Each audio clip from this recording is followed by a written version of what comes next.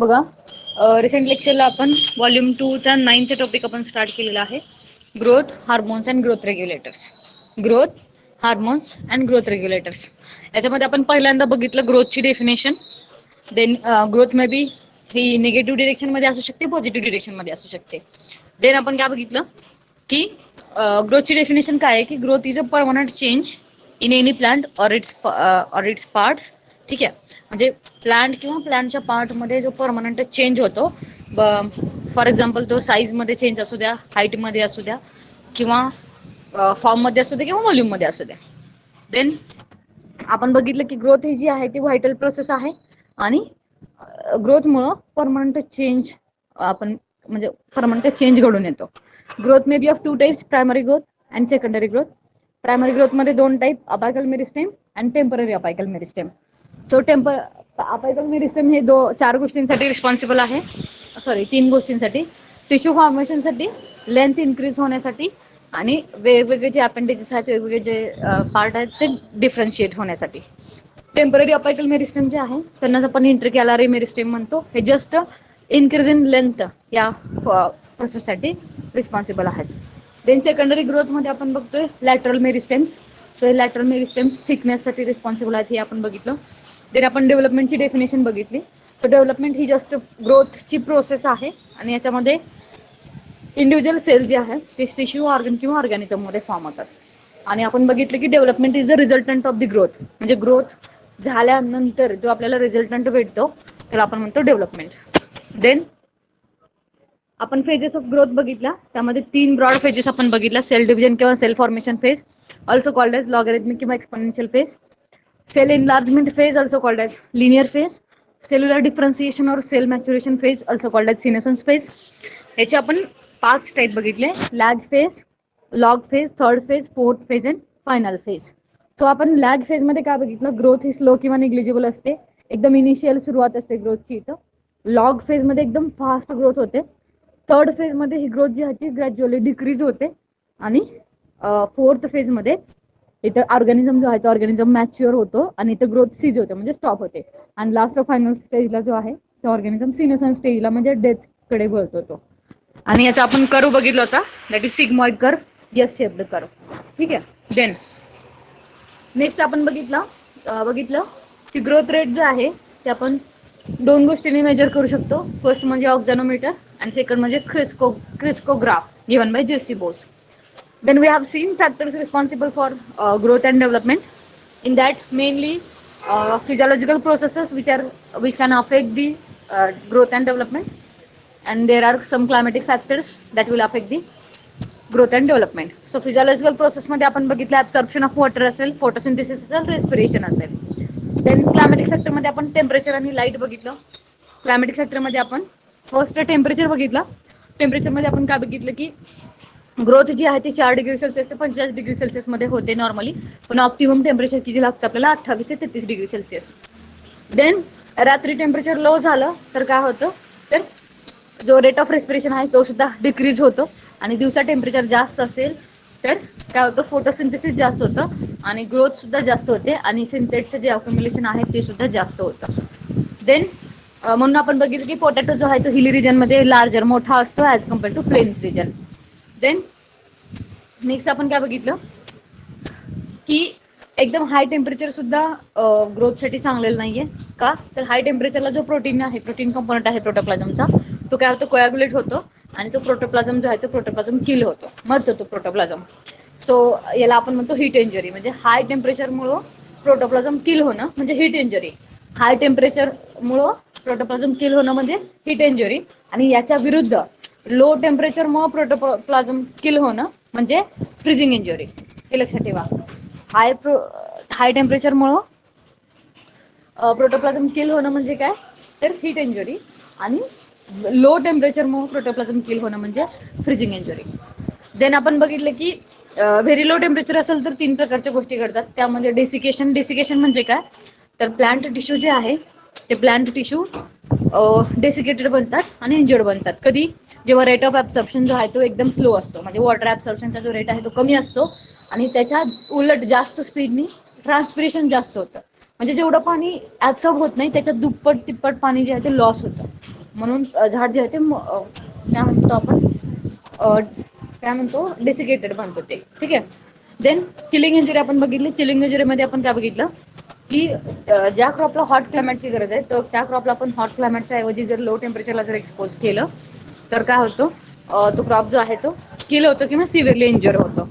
तर ह्याचं best example आपण बघितलं की ज्यावेळेस आपण ड्राय म्हणजे पिकलेलं जो केळी आहे ती जर आपण फ्रीजमध्ये ठेवली ठीक आहे तर ती कशी बनते ब्लॅक बनते. ठीक आहे. Because of chilling injury. Third आपण बघितली फ्रिजिंग इंजुरी. फ्रिजिंग इंजुरी मध्ये आपण काय बघितलं की जेव्हा प्लांट आपण व्हेरी लो टेम्परेचरला एक्सपोज करतो त्यावेळेस प्रोटोप्लाझम जातो डिहायड्रेटेड बनतो आणि त्याच्यामुळे कोॲग्युलेशन होतं आणि वॉटरचे आईस क्रिस्टल तयार होतात.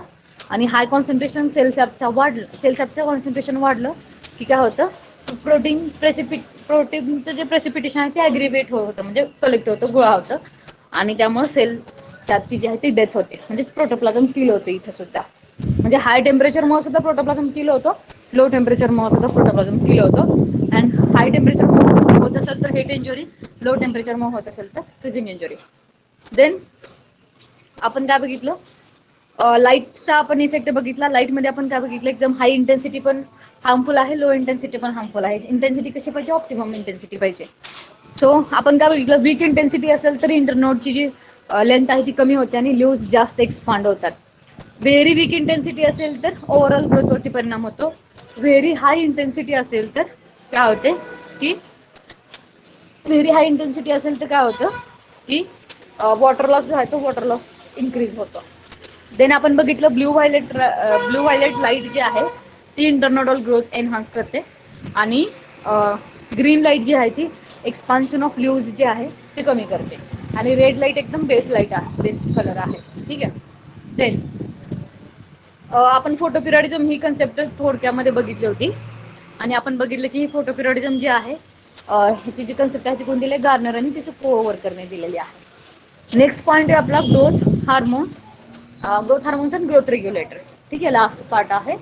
याच्यामध्ये आपल्याला मग वन बाय वन एक एक प्लॅन ग्रोथ रेग्युलेटर्स बघायचे. आवाज येतोय का क्लिअर? हो येतोय. सो फर्स्ट आपला पॉईंट आहे ग्रोथ हार्मोन्स. याच्यामध्ये बघा growth hormones are such organic substances which are produced generally in meristematic tissues of the plants.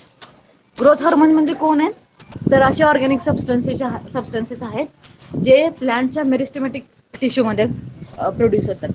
ठीक आहे. जे प्लांटच्या मेरिस्टेमॅटिक टिश्यूमध्ये प्रोड्यूस होतात and translocated towards the site of action inducing a physiological process or a response and can work in extremely minute quantities. ठीक आहे. काय म्हणलेलं आहे बघा ग्रोथ हार्मोन हे असे ऑर्गॅनिक सबस्टन्सेस आहेत जे मेरिस्टेमॅटिक टिश्यू मध्ये प्रोड्यूस होतात आणि ते आपण साईट ऑफ ऍक्शन म्हणजे जिथं आपल्याला आता फिजिओलॉजिकल प्रोसेस घडवून आणायची तिथे ते ट्रान्सलोकेट केले जातात, ट्रान्सफर केले जातात आणि तिथं फिजिओलॉजिकल प्रोसेस किंवा रिस्पॉन्स जो आहे तो कम्प्लीट होतो. आणि हे प्रोसेस कम्प्लीट करताना जेवढी रिक्वायरमेंट आहे या ग्रोथ हार्मोनची ती एकदम मायन्यूट क्वांटिटीमध्ये रिक्वायरमेंट आहे. एकदम छोट्याशा अमाऊंटमध्ये हे हार्मोन आपल्याला गरजेचे आहेत आणि हे हार्मोन ज्यावेळेस ट्रान्सलोकेट होतात मेरिस्मेटिक टिश्यू मधून ट्रान्सफर होतात त्यावेळेस ते एक फिजिओलॉजिकल प्रोसेस किंवा एक रिस्पॉन्स कम्प्लीट करतात. सो काय एखादी फिजिओलॉजिकल प्रोसेस किंवा एखादी रिस्पॉन्स जो आहे प्लांट रिस्पॉन्स तो फुलफिल करण्यासाठी ग्रोथ हार्मोनची गरज आहे आणि ते ग्रोथ हार्मोन प्रोड्यूस होतात मेरिस्मॅटिक टिश्यूमध्ये आणि मेरिस्मॅटिक टिश्यू पासून ते साईट ऑफ ऍक्शनला आपण ट्रान्सफर करतो आणि एकदम मायन्यूट क्वांटिटीमध्ये ते आपल्याला रिक्वायर्ड असतात. This is all about just simple growth hormones. And Kiman in 1948 suggested the term phytohormone for hormones of the plant. Phyto means plant आणि हार्मोन मीन्स हार्मोन. म्हणजे हे ग्रोथ हार्मोन जे आहेत किंवा जे प्लांटचे हार्मोन आहेत त्या हार्मोनला फायटो हार्मोन हे कोण म्हणलेलं आहे थिमननी म्हणलेलं आहे 1948 ला. ठीक आहे. हा ऑब्जेक्टिव्ह लक्षात ठेवा. देन नेक्स्ट आहे plant growth regulators shortly called as PGRs. Plant growth regulators shortly called as PGRs. So हे PGR काय आहेत बघा आता. ग्रोथ हार्मोन म्हणजे कोण आहेत की ग्रोथ हार्मोन म्हणजे कोण आहे ग्रोथ हार्मोन म्हणजे कोण आहेत तर जे फिजिओलॉजिकल प्रोसेस किंवा प्लांट रिस्पॉन्स हा घडवून आणतात. ठीक आहे. असे म्हणजे ग्रोथ हार्मोन आहेत. आता प्लांट ग्रोथ रेग्युलेटर कोण आहेत जे प्लांटची ग्रोथ रेग्युलेट करतात. जी प्लांटची ग्रोथ रेग्युलेट करतात असे म्हणजे प्लांट ग्रोथ रेग्युलेटर्स. सो याच्यामध्ये बघा Such organic compounds occurring naturally in plants as well as synthetic other than nutrients which in small amounts promote, inhibit or modify any physiological process are called as PGR. म्हणजे आपण काय बघितलं, physiological process घडवून आणणार hormones आणि physiological process पुढं वाढवायची म्हणजे प्रमोट करायची, ती थांबवायची का तिच्यामध्ये चेंजेस घडवून आणायचे हे कोणाच्या हातात आहे, ग्रोथ रेग्युलेटरच्या हातात आहे. ठीक आहे, एक कोणतीही फिजियोलॉजिकल प्रोसेस, ठीक आहे, ती फुल कंप्लीट करायचं काम आहे हार्मोन्सचं आणि ते कंप्लीट झाल्यानंतर ती प्रोसेस प्रमोट करायची, इनहिबिट करायची का स्टॉप करायची का मॉडिफाय करायची हे काम आहे ग्रोथ रेग्युलेटर्सचं. हे लक्षात ठेवा. सो बघा काय म्हणलंय डेफिनेशन मध्ये, हे जे प्लांट ग्रोथ रेग्युलेटर आहेत हे असे ऑर्गॅनिक कंपाऊंड आहेत जे नॅचरली प्लांटमध्ये किंवा ते न्यूट्रिएंट सोडून जे दुसरे आपण सिंथेटिकली बनवतो त्यांना सुद्धा आपण ग्रोथ रेग्युलेटर म्हणू शकतो, जे एकदम स्मॉल अमाऊंट मध्ये अवेलेबल असतात आणि ते प्रमोट करू शकतात किंवा ते स्टॉप करू शकतात ग्रोथ किंवा ते मॉडिफाय करू शकतात कुठलीही फिजियोलॉजिकल प्रोसेस. यांना आपण म्हणतो पीजीआर. म्हणजे पीजीआरचं काम काय आहे, एखाद्या फिजियोलॉजिकल प्रोसेसला मॉडिफाय करणं, स्टॉप करणं किंवा प्रमोट करणं, म्हणजे थांबवायची किंवा पुढे न्यायची ती प्रोसेस किंवा ते प्रोसेसमध्ये चेंजेस घडवून आणायचे, हे काम कोणाचं आहे, प्लांट ग्रोथ रेग्युलेटरचं आहे. हार्मोनचं काम आहे फिजियोलॉजिकल प्रोसेस कंप्लीट करणं आणि रेग्युलेटरचं काम आहे फिजियोलॉजिकल प्रोसेस प्रमोट, इनहिबिट किंवा मॉडिफाय करणं. The PGR are of two types. PGR जे आहेत ते दोन प्रकारचे आहेत. एक म्हणजे ग्रोथ प्रमोट करणारे, ग्रोथला पुढे नेणारे, आणि दुसरे आहेत ग्रोथ इनहिबिटर्स, ग्रोथला इनहिबिट करणारे म्हणजे ग्रोथ स्टॉप करणारे. ठीक आहे, म्हणजे ग्रोथ ही एक फिजियोलॉजिकल प्रोसेस आहे. ठीक आहे, ग्रोथ ही एक फिजियोलॉजिकल प्रोसेस आहे. तर या प्रोसेसला प्रमोट करणारे ग्रोथ प्रमोटर्स आणि या प्रोसेसला इनहिबिट करणारे, स्टॉप करणारे ग्रोथ इनहिबिटर्स. सो याचे एक्झाम्पल महत्वाचे आहेत. ग्रोथला प्रमोट करणारे आहे ऑक्झिन्स, ठीक आहे, जिब्बरलिन्स अँड सायटोकायनिन. ऑक्झिन्स, जिबरलिन आणि सायटोकायनिन, AGC. ठीक आहे, AGC. आणि ग्रोथला इनहिबिट करणारे, ग्रोथला स्टॉप करणारे ऍब्सिसिक ऍसिड आणि इथिलिन. ऍब्सिसिक ऍसिड आणि इथिलिन. ऍब्सिसिक ऍसिडलाच आपण ABA म्हणतो आणि इथिलिन ABAE. ठीक आहे, सो काय सांगितलं, ग्रोथ प्रमोट करणारे AGC म्हणजे कोण, ऑक्झिन्स, जिबरलिन्स आणि सायटोकायनिन्स, आणि ग्रोथ इनहिबिट करणारे ऍब्सिसिक ऍसिड आणि इथिलिन. आता बघा थोडक्यामध्ये हे दोन जे आहेत ते ग्रोथ इनहिबिट कशी करतात. सिंपलचं बघा, आता सिंपलचं मेकॅनिझम आहे, बेस्ट एक्झाम्पल आहे. आपण इथिलिन जो आहे तो ripening hormone, fruit ripening hormone म्हणून वापरतो. म्हणजे फळं पिकवण्यासाठी आपण इथिलिनचं इंजेक्शन वगैरे देतो. ठीक आहे, फळं पिकवण्यासाठी आपण काय करतो, फ्रूट रायपनिंग करण्यासाठी आपण काय करतो, इथिलिन यूज करतो. सो इथिलिन काय करतो, फ्रूट रॅपिंग करतो.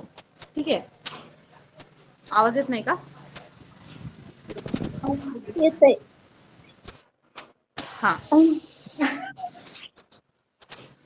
इथिलिन जो आहे तो काय करतो, फ्रूट रायपन करतो. ठीक आहे, फ्रूट म्हणजे फळं पिकवतो, म्हणजे काय करतो, रायपन करतो म्हणजेच त्या फ्रूटला मॅच्युअर बनवतो, म्हणजे त्याची ग्रोथ थांबवतो, म्हणजे काय करतो, ग्रोथ इनहिबिट करतो. ठीक आहे, इथिलिन काय करतो, इथिलिन काय करतो, फ्रूट रायपन करतो म्हणजे फ्रूट पिकवतो, म्हणजेच काय करतो, त्याला मॅच्युअर बनवतो, म्हणजेच त्याची ग्रोथ स्टॉप करतो, इनहिबिट करतो, म्हणजेच या इथिलिनला आपण म्हणतो ग्रोथ इनहिबिटर्स. आता जर ऍब्सिसिक ऍसिडचा विचार केला, ठीक आहे, ऍब्सिसिक ऍसिड, तर ऍब्सिसिक ऍसिड ग्रोथ कशी इनहिबिट करतं बघा, की आपण बघतो की प्लांट जे आहेत किंवा प्लांटचे जे पानं गळतात बघा किंवा पानं पिवळी होऊन खाली पडतात, तर म्हणजे त्या काय म्हणतो, शेडिंग ऑफ लीव्हजला रिस्पॉन्सिबल आहे abscisic acid. Shedding of leaves म्हणजे पानगळती, पानगळतीसाठी मेनली रिस्पॉन्सिबल कोण आहे, ऍब्सिसिक ऍसिड. का, तर जे पिकलेलं पान असतं किंवा जे पिवळं पान असतं, येलो लीव्ह जो असतो, लीव्हज जे असतात त्यांच्या पेटिओलच्या बेसला, ठीक आहे, त्यांच्या पेटिओलच्या बेसला म्हणजे त्यांच्या देठाच्या बेसला ऍब्सिसिक ऍसिड डिपॉझिट होतं आणि ते ऍब्सिसिक ऍसिड डिपॉझिट झाल्यानंतर ते पान गळून पडतं. ठीक आहे, ते पान गळून पडतं. ऍब्सिसिक ऍसिड कसा ग्रोथ इनहिबिट करतो, पानगळती करून किंवा वेगवेगळ्या अजून दुसरे फंक्शन करून सुद्धा तो ग्रोथ इनहिबिट करतो. पण एक बेस्ट एक्झाम्पल काय सांगितलं, की ज्यावेळेस पानगळती होते, पानं पिवळी असतात, ती पिवळी पानं खाली कधी पडतात, ज्यावेळेस त्या पानांच्या देठाच्या बेसला ऍब्सिसिक ऍसिड डिपॉझिट होतो, ऍब्सिसिक ऍसिड गोळा होतो, त्यावेळेस ते पान गळून पडतं. सो अशा पद्धतीने ऍसिटिक ऍसिड ग्रोथ इनिबिट करतो आणि इथिलीन रायपनिंग हार्मोन म्हणून ऍक्ट करून ग्रोथ इनिबिट करतो, ग्रोथ थांबवतो. ठीक आहे. सो हे दोन एक्झाम्पल इनिबिटरचे लक्षात ठेवा. आणि राहिलेले कोण? ऑक्झिन्स, जिबरलिन्स आणि सायटोकायनिन कोण आहेत? ग्रोथ प्रमोटर आहेत, ग्रोथ प्रमोट करतात ते. ठीक आहे. देन नेक्स्ट बघू आपण. नेक्स्ट आपला पहिला ग्रोथ प्रमोटर आहे ऑक्झिन्स.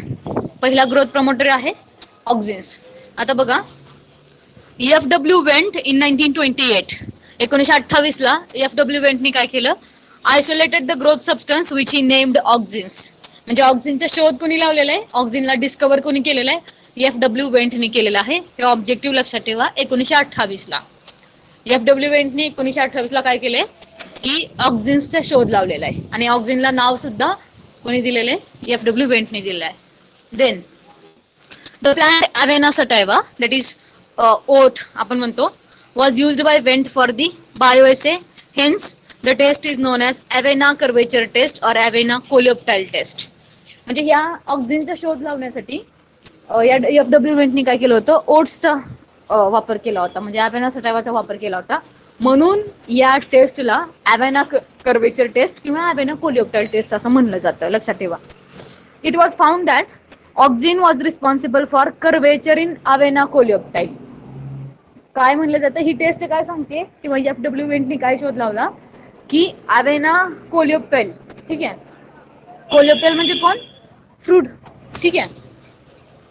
कोलिओप्टाइल is the sorry caryopsis means fruit. बघा, ही जी टेस्ट आहे अवेना कर्वेचर टेस्ट किंवा अवेना कोलिओप्टाइल टेस्ट, याच्यामध्ये एफडब्ल्यू वेंटनी काय सांगितलं की अवेना कोलिओप्टाइल जो कर्व होतो त्याचा कर्वेचर बनतो. ठीक आहे. त्या कर्वेचरसाठी ऑक्झिन रिस्पॉन्सिबल आहे असं एफडब्ल्यू वेंटनी सांगितलं. ठीक आहे. किंवा या कोलिओप्टाइलच्या कर्वेचरसाठी जो काय म्हणतो आपण ग्रोथ रेग्युलेटर रिस्पॉन्सिबल आहे त्याला नाव दिलं एफडब्ल्यू वेंटनी ऑक्झिन्स म्हणून. ठीक आहे. अशा पद्धतीने 1928 ला एफडब्ल्यू वेंटनी अवेना कर्वेचर टेस्ट किंवा अवेना कोलिओप्टाइल टेस्ट करताना काय केलं? ऑक्झिनचा शोध लावलेला आहे. ठीक आहे. देन आपण आता जस्ट बघितलं टिमन, आपण बघितलं होतं. टिमनी काय केलं होतं 1948 ला? ठीक आहे. टिमनी काय केलं होतं 1948 ला? जे ग्रोथ हार्मोन आहे त्या ग्रोथ हार्मोनला फायटो हार्मोन हा वर्ड यूज केला होता. फायटो हार्मोन हा वर्ड यूज केला होता. सो अगेन इथं थिमन आलेलं बघा double. Thimann in 1934 found that highest concentration of auxin was occurred in the coleoptile tip.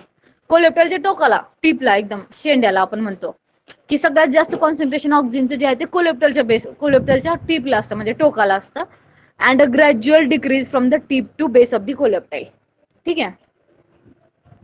हा coleoptile, suppose this is your coleoptile. तर टिमननी काय सांगितलं की सगळ्यात जास्त ऑक्झिनचे जे कॉन्सन्ट्रेशन आहे ते कोलिओप्टाइलच्या टिपला असतं आणि एकदम ग्रॅज्युअल डिक्रीज जो आहे याचा पुढे होतो from tip to base of the coleoptile. या कोलिओप्टाइलच्या खाली जसं जसं जाईल आपण तसं तसं ऑक्झिनचं कॉन्सन्ट्रेशन जे आहे ते कॉन्सन्ट्रेशन कमी होत जातं. म्हणजे काय हो? म्हणजे काय बघा की हा छोटासा म्हणजे सिडलिंग आहे, सिडलिंगच्या वर कोलिओप्टाइल आहे. ठीक आहे. सो ज्यावेळेस आपण ज्यावेळेस आपण बघतो की ऑक्झिनच्या टिपला जास्त कॉन्सन्ट्रेशन आहे आणि बेसला कमी कॉन्सन्ट्रेशन आहे, म्हणजे काय हो की हा जो कोलिओप्टाइल आहे त्याच्यापासून पुढे पुढे प्लांटची ग्रोथ होत गेलेली आहे. म्हणजे काय की पुढे पुढे जाईल तसं ऑक्झिनचं कॉन्सन्ट्रेशन वाढत गेलेलं आहे. म्हणूनच ऑक्झिनला ग्रोथ प्रमोटर म्हणलेलं आहे. म्हणजे जसं जसं ग्रोथ होईल तसं तसं ऑक्झिनचे कॉन्सन्ट्रेशन वाढतं. म्हणजेच ऑक्झिन काय करतो? ग्रोथ प्रमोट करतो. ठीक आहे. ऑक्झिन काय करतो? ग्रोथ प्रमोट करतो. कळालं असेल तुम्हाला काय सांगितलं? कोलिओप्टाइलच्या टोकाला ऑक्झिन जास्त कॉन्सन्ट्रेशन असतं. म्हणजे काय? जसं जसं ग्रोथ होईल तसं तसं ऑक्झिन, म्हणजे जसं जसं ऑक्झिनचं कॉन्सन्ट्रेशन वाढेल तसं तसं ग्रोथ वाढत जाते. जसं जसं वर आपण जाऊ प्लांटच्या हाईटला तसं तसं ऑक्झिनचं कॉन्सन्ट्रेशन वाढत जातं जोपर्यंत ग्रोथ कम्प्लीट होत नाही तोपर्यंत. म्हणून म्हणलेलं आहे auxin is called as growth promoter, का तर तो ग्रोथ प्रमोट करतो. हे लक्षात ठेवा. Then he also noticed that concentration of auxin was much less in root tip. सगळ्यात कमी कुठे असतो तो? मुळाच्या टोकाला असतो. Than that of coleoptile tip. म्हणजे कोलिओप्टाइल म्हणजे वर कॉन्सन्ट्रेशन जास्त असतं खाली रूट पेक्षा. का तर ऑक्सिजन जो आहे तो ग्रोथ प्रमोट करतो, तो वाढ म्हणजे करत जातो प्लांटची, म्हणून त्याचं कॉन्सन्ट्रेशन सगळ्यात जास्त रिक्वायर कुठं आहे, प्लांट वरती आहे, म्हणजे वरच्या शूट वरती आहे, सॉरी कोलेप्टलच्या टीप वरती आहे. हे कोणी सांगितलं, थिमननी सांगितलं. Then oxygen was sorry Auxin was a general term used to denote for such substance which promote the elongation of coleoptal tissue. Auxin ही एक जनरल टर्म आहे, आपण कशासाठी वापरतो, अशा सबस्टन्सला डिनोट करण्यासाठी वापरतो जो सबस्टन्स काय करतो, कोलेप्टलचे जे टिश्यू आहे ते इलॉंगेट करतो, त्या टिश्यूची लेंथ वाढवतो, म्हणजेच त्या कोलेप्टलची ग्रोथ वाढवतो. असा सबस्टन्स जो कोलेप्टलची ग्रोथ वाढवतो, म्हणजे प्लांटची ग्रोथ वाढवतो, त्या सबस्टन्सला डिनोट करण्यासाठी आपण ऑक्सिन हा वर्ड वापरतो. Then indole acetic acid, that is IAA, is endogenous auxin occurring naturally in plants. Endogenous, endo म्हणजे आत असणारा, ठीक आहे, endogenous. So indole acetic acid जो आहे IAA हा काय आहे, एंडोजिनस ऑक्सिन आहे, म्हणजे ऑक्सिनचा एक प्रकार आहे जो प्लांट मध्ये नॅचरली तो अवेलेबल असतो. आणि सिंथेटिक ऑक्सिन कोणते आहेत बघा, सिंथेटिक ऑक्सिन IAA जो आहे तो नॅचरल ऑक्सिन आहे, ते लक्षात असू द्या. आणि सिंथेटिक म्हणजे जे आपण बनवतो ते कोणते आहेत, IBA आहे, ठीक आहे, इंडोल 3 ब्युट्रिक ऍसिड, IPA आहे, इंडोल 3 प्रोपॅनिक ऍसिड, NAA आहे, नॅफ्थॅलिन ऍसिटिक ऍसिड, आणि 2,4-D आहे, डायक्लोरो फिनॉक्झी ऍसिटिक ऍसिड, आणि मॅलिक हायड्राझाइड MH आहे. ठीक आहे, IAA नॅचरल ऑक्सिन आहे, आणि IBA, IPA, NAA, 2,4-D आणि MH मॅलिक हायड्राझाइड जे आहे हे काय आहेत, तर सिंथेटिक ऑक्सिन्स आहेत, ऑक्सिनचे एक्झाम्पल आहेत हे. Then malic hydrazide and acid paracomaric have the property of antioxidants. antioxidants म्हणजे हा जो आहे कोणता, मॅलिक हायड्राझाइड आणि ऍसिड पॅराकोमॅरिक, पॅराकोमॅरिक यांच्याकडे अँटीऑक्सिजनची प्रॉपर्टी आहे, म्हणजे ऑक्सिजन जे ग्रोथ प्रमोट करतात त्याच्या विरुद्ध प्रॉपर्टी ह्या दोघांकडे आहे, MH आणि ऍसिड पॅराकोमॅरिक कडे. ठीक आहे. प्रिकर्सर ऑफ IAA, प्रिकर्सर म्हणजे ज्याच्यापासून ते प्रोडक्ट बनलेलं आहे त्याला आपण म्हणतो precursor. So precursor of IAA म्हणजे indole acetic acid is tryptophan. म्हणजे काय की हा जो IAA आहे तो ट्रिप्टोफॅन पासून बनलेला आहे, म्हणजे ट्रिप्टोफॅनचं कन्व्हर्जन IAA मध्ये झालेलं आहे, म्हणजेच प्रिकर्सर. प्री म्हणजे अगोदरचा कर्सर, ठीक आहे, म्हणजे अगोदर हा काय होता, IAA ट्रिप्टोफॅन होता, आणि ट्रिप्टोफॅनचं कन्व्हर्जन नंतर IAA मध्ये झालेलं आहे. ठीक आहे, ट्रिप्टोफॅनचं कन्व्हर्जन IAA मध्ये झालेलं आहे, म्हणजे IAA जो आहे तो ट्रिप्टोफॅन पासून बनलेला आहे. प्रिकर्सर म्हणजे काय, IAA जो आहे तो ट्रिप्टोफॅन पासून बनलेला आहे. सो बघा काय सांगितले, produced from shikimic pathway of respiration.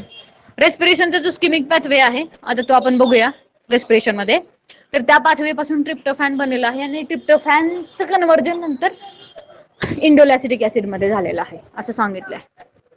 Then आता 2 टाइप्स ऑफ एंडोजिनस ऑक्सिन. आता हा जो आपण IAA बघतोय, ठीक आहे, ह्याचे म्हणजे असे जे ऑक्सिन आहेत त्याचे 2 प्रकार आहेत अजून. कोणते, फ्री ऑक्सिन्स आणि बाउंड ऑक्सिन्स. फ्री ऑक्सिन्स आणि बाउंड ऑक्सिन्स म्हणजे बघा, फ्री ऑक्सिन म्हणजे such are utilized in various metabolism. वेगवेगळ्या प्रकारच्या मेटाबॉलिझम मध्ये आपण काय करतो, हे जे ऑक्सिन आहे ते यूज करतो, ते म्हणजे फ्री ऑक्सिन्स, म्हणजे कशामध्येही आपण त्याचा वापर करू शकतो. आणि बाउंड ऑक्सिन्स म्हणजे काय, such oxins are attached with enzyme and or antioxidants and therefore such are not utilized in various metabolism. म्हणजे हे विशिष्ट अशा प्रोसेसला हे बाउंड असतात. ठीक आहे, फ्री ऑक्सिन्स जे आहेत ते आपण कुठल्याही मेटाबॉलिझम मध्ये यूज करू शकतो, आणि बाउंड ऑक्सिन जे आहेत ते ठराविकच प्रोसेसेसमध्ये ठराविकच मेटाबॉलिझम मध्ये आपण यूज करू शकतो. सो बाउंड ऑक्सिन्स म्हणजे काय, असे ऑक्सिन्स जे एन्झाईमला अटॅच असतात किंवा अँटी ऑक्सिनला अटॅच असतात, आणि जे आपण ठराविक अशा मेटाबॉलिझम मध्ये यूज करू शकतो, सगळ्याच मेटाबॉलिझम मध्ये आपण यूज करू शकत नाही. याचं एक्झाम्पल काय आहे बघा, in mango there is no rooting even after the use of NAA. आता आपण बघतोय ना, आपण ऑक्सिनला काय म्हणलेलं आहे, ग्रोथ प्रमोटर म्हणलेलं आहे, म्हणजे ग्रोथ प्रमोट करणार आहे. आणि ऑक्सिनचेच आपण एक्झाम्पल बघितले, सिंथेटिक ऑक्सिन कोणता, नॅफ्थॅलिन ऍसिटिक ऍसिड. म्हणजे NAA काय आहे, ऑक्सिन आहे, ऑक्सिन काय करतो, ग्रोथ प्रमोट करतो. पण इथं काय सांगितलंय, बाउंड ऑक्सिन मध्ये म्हणजे नॅफ्थॅलिन ऍसिटिक ऍसिड जो आहे तो बाउंड ऑक्सिनचा प्रकार आहे. कसा की मँगो मध्ये आपण NAA वापरून सुद्धा रुटिंग होत नाही, म्हणजे नॅफ्थॅलिन ऍसिटिक ऍसिड वापरून सुद्धा रूट ग्रोथ होत नाही का? Because naphthalene acetic acid is a bound auxin because it doesn't work in metabolism of root growth. Root ग्रोथच्या मेटाबॉलिझम मध्ये ते वर्क करत नाही. It means it is due to presence of bound auxin. Bound auxin present असल्यामुळं mango मध्ये हा जो NAA जो आहे तो काय करू शकत नाही, तर रुटिंग करू शकत नाही. देन बाउंड ऑक्सिन म्हणजे काय? ऑक्सिन प्लस एन्झाईम किंवा auxin plus antiauxin. Bound auxin म्हणजे काय? अँटी ऑक्सिन प्लस एन्झाईम किंवा auxin plus antiauxin. And it checks the activity of auxin. म्हणजे ऑक्सिनची ऍक्टिव्हिटी जी आहे ती ऍक्टिव्हिटी हे थांबवत असतात. देन नॉन इंडोल ऑक्सिन आहे. ठीक आहे, नॉन इंडोल ऑक्सिन तो म्हणजे काय बघा. Example is phenyl acetic acid found in tomato. Non indole auxin म्हणजे इंडोलला बिलॉंग करत नाही तो. नॉन इंडोल ऑक्सिन याचं एक्झाम्पल आहे phenyl acetic acid which is found in tomato. Tomato मध्ये असतो हा PAA. ठीक आहे. देन नेक्स्ट बघा. नेक्स्ट आहे नेक्स्ट कन्सेप्ट आहे पोलार ट्रान्सपोर्ट ऑफ ऑक्सिन. ठीक आहे, पोलार ट्रान्सपोर्ट ऑफ ऑक्सिन. आता पोलार ट्रान्सपोर्ट मध्ये आपल्याला हे डायग्राम आणि ह्याचं मेकॅनिझम आपल्याला बघायचं आहे. आणि नंतर ह्याचे जे फंक्शन आहेत अपायकल डॉमिनन्स असेल किंवा फिजिओलॉजिकल इफेक्ट असतील हे आपण नेक्स्ट लेक्चरला कंटिन्यू करू. ठीक आहे, हे ऑक्सिन ऑक्सिन थोडा मोठा आहे आणि ऑक्सिन नंतर जिबरलिन स्टार्ट होतो आपला. जिबरलिन छोटासा आहे. देन सायटोकायनिन, ऍब्सिसिक ऍसिड आणि लास्ट इथिलीन आहे. म्हणजे उद्याच्या लेक्चरला आपला हा टॉपिक संपून जातोय. जस्ट आपण शॉर्टली आज काय बघितलं बघा. ग्रोथ अँड डेव्हलपमेंट, देन ग्रोथचे type, development, phases of growth, 5 ग्रोथच्या फेजेस, सिग्मॉइड कर्व आपण बघितला. देन फॅक्टर्स अफेक्टिंग, त्याच्यामध्ये टेम्परेचर आहे, लाईट आहे. टेम्परेचरमध्ये अजून आपण लो टेम्परेचर, हाय टेम्परेचरचा काय परिणाम होतो ते बघितलं. लाईटचा काय परिणाम होतो ते बघितलं. आणि जस्ट ग्रोथ हार्मोन्स आणि ग्रोथ रेग्युलेटर मध्ये ग्रोथ हार्मोन म्हणजे काय, म्हणजे जे फिजिओलॉजिकल प्रोसेस कम्प्लीट करतात आणि जे मेरिस्टेमॅटिक टिश्यू मध्ये प्रोड्यूस होतात, जे साइट ऑफ ऍक्शनला ट्रान्सलोकेट केले जातात आणि जे फिजिओलॉजिकल प्रोसेस कम्प्लीट करतात आणि जे एकदम मायन्यूट क्वांटिटीमध्ये आपण वापरतो. आणि थिमननी या ग्रोथ हार्मोनला 1948 ला फायटो हार्मोन अशी टर्म यूज केलेली आहे. देन आपण प्लांट ग्रोथ रेग्युलेटर बघितले. प्लांट ग्रोथ रेग्युलेटर म्हणजे काय, तर जे वेगवेगळ्या फिजिओलॉजिकल प्रोसेसेस प्रमोट करतात, इनिबिट करतात किंवा मॉडिफाय करतात. त्यांचे दोन प्रकार, growth promoter, growth inhibitor. Growth इनिबिटरचे 2 एक्झाम्पल ऍब्सिसिक ऍसिड आणि इथिलीन आपण बघितले. आणि ग्रोथ प्रमोटरचे 3 example AGC, auxin, gibberellin, cytokinin. त्याच्यामध्ये आपण ऑक्सिन्स आपण स्टार्ट केलेलं होतं. सिम्पल ऑक्सिनचं आपण इंट्रोडक्शन बघितलं की ऑक्सिन जो आहे तो FW वेंटनी शोध लावलेला 1928 ला. देन ऑक्सिनचा शोध लावताना अॅव्हेना सटायवाचा यूज केला म्हणून या टेस्टला नाव दिलेलं आहे अॅव्हेना कर्वेचर टेस्ट किंवा अॅव्हेना कोलेप्टल टेस्ट. तर ह्याच्यामध्ये काय बघितलं गेलं की अॅव्हेनाचा कोलेप्टल जो आहे त्या कोलेप्टलच्या कर्वेचरला किंवा त्याच्या ग्रोथला रिस्पॉन्सिबल होता ऑक्सिन. देन थिमननी काय सांगितलं की कॉन्सन्ट्रेशन असतं आणि जसं जसं आपण बेसकडे जाऊ कोलेप्टलच्या तसं तसं काय होतं, तर हे कॉन्सन्ट्रेशन कमी होतं. देन आपण बघितलं की ऑक्सिन ही टर्म आपण कोणासाठी यूज करतो, तर अशा सबस्टन्ससाठी यूज करतो जे कोलेप्टल टिश्यू इलॉंगेट करतात. इंडोल ऍसिटिक ऍसिड हे एक एक्झाम्पल आहे. एक एंडोजिनस ऑक्सिन आहे हा, जो नॅचरली प्रेझेंट असतो. आणि सिंथेटिक ऑक्सिनचे आपण एक्झाम्पल बघितले. IBA, IPA, NAA, 2,4-D आणि MH बघितला. त्यापैकी MH आणि ऍसिड पॅराकॉमरिक जो आहे तो अँटीऑक्सिनची प्रॉपर्टी बेअर करतो. देन प्रिकर्सर आहे ट्रिप्टोफॅन, जो की स्किमिंग पाथवे जो आहे रेस्पिरेशनचा त्याच्या थ्रू प्रोड्यूस होतो. 2 टाईप ऑफ एंडोजिनस ऑक्सिन बघितलं, फ्री ऑक्सिन आणि बाउंड ऑक्सिन. फ्री ऑक्सिन मध्ये आपण काय बघितलं की हे कोणत्याही मेकॅनिझम मध्ये आपण युटिलाइज करू शकतो. आणि बाउंड ऑक्सिन म्हणजे काय, हे कोणत्याही मेकॅनिझम मध्ये आपण यूज करू शकत नाही. ठराविक मेटाबॉलिझम मध्ये हे आपण यूज करू शकतो. त्याचं आपण एक्झाम्पल बघितलं की जो नॅफ्थॅलिन ऍसिटिक ऍसिड आहे तो आपण मँगोमध्ये रुटिंगसाठी यूज करू शकत नाही, because it is bound auxin. Bound auxin means auxin plus enzyme किंवा ऑक्सिन प्लस अँटीऑक्सिन. आणि नॉन इंडोल ऑक्सिन आपण बघितलं, फिनाइल ऍसिटिक ऍसिड आणि जे टोमॅटोमध्ये असतं. सो ऑक्सिनची नेक्स्ट कन्सेप्ट आहे पोलार ट्रान्सपोर्ट ऑफ ऑक्सिन. म्हणजे ऑक्सिनचं पोलार ट्रान्सपोर्टेशन कसं होतं. देन अपायकल डॉमिनन्स आपल्याला बघायचं आणि मग आपलं ऑक्सिन कम्प्लीट होतं आणि मग आपला नेक्स्ट जिबरलिन ग्रोथ प्रमोटर जो आहे तो आपला स्टार्ट होतो. ठीक आहे. सो नेक्स्ट लेक्चरला आपला हा टॉपिक संपून जाईल. याच्यामध्ये काय अडचण आहे